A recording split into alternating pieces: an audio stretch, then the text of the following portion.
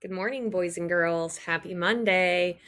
I had a really great time last week during both of our Zoom calls because we had two really fun games. I really enjoyed all of the commentary that you guys came up with, as well as we talked about the book. I really liked our connections with reality TV, with understanding Haymitch and Katniss's characters, understanding some of the risks that she's facing as she goes into these games, and really the fact that she is learning about herself in a way that she didn't have time to do when she was in District 12. And we often might think as we keep reading the difference between survival and living, and what are the things that you get to do when you're really living that aren't luxuries you can afford when you're just surviving. So this week we are actually starting to ramp ourselves up. We're going to be reading 3 chapters total, 6, 7, and 8. Today you're just going to read chapter 6. On Wednesday you'll do 7 and 8.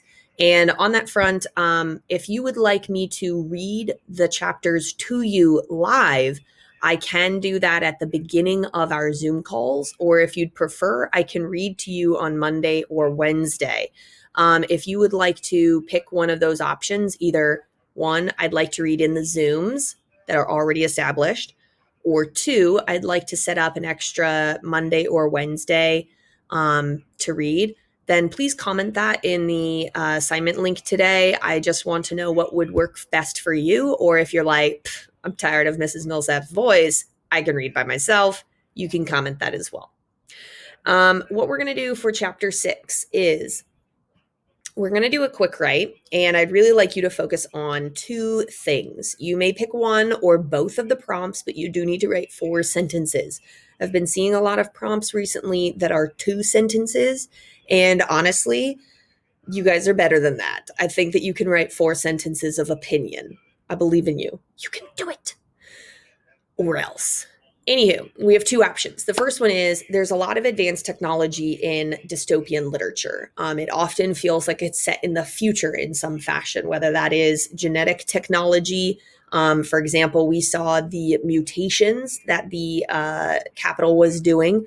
We also see a lot of physical technology, meaning the shower, the the way that the train moves 250 miles an hour, etc.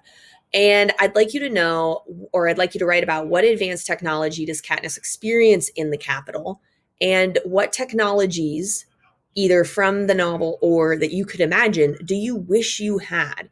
What technology do you wish existed, and why? Second option, and I'd like you really to think about both of these if you can, is to think about rebellion. Now, we have a teenage protagonist, but so far she has not been ultra rebellious. So I'd like you to think about, how do teenagers usually rebel? And usually, who are they rebelling against, or what are they rebelling against? How and why do teens rebel? And how have you rebelled in your life? After we do our quick write, or before you read the chapter, I'd like you to focus on these 4 questions. Why is it rebellious that they are holding hands during the ceremony? What is an Avox? And where has Katniss seen this Avox before? Why does Katniss feel guilty about it? And then this is a tough question. I'd like you to think, how does that Avox, or having an Avox, fit into dystopian society? Or another way to think of it is, how does the existence of an Avox prove or support that this is dystopian? And keep going to page 2. Here's our big task for chapter 6. We're now into the book a little bit, and I'd like you to compare and contrast. How is the Capitol similar to or different than District 12? So I've given you one example for each column. So in District 12, the citizens are starving in general. In the Capitol, there is an excess of food. Katniss says you could push a button and food is available all the time.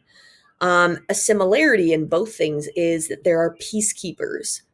We said last week these are like the equivalent of cops, or, something similar.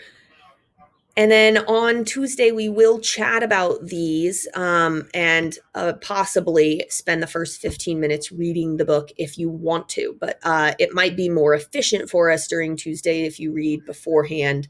That's up to you. Um, if you have any questions, please email me. I am going to be reaching out to your parents if you haven't been turning in work for the last few weeks.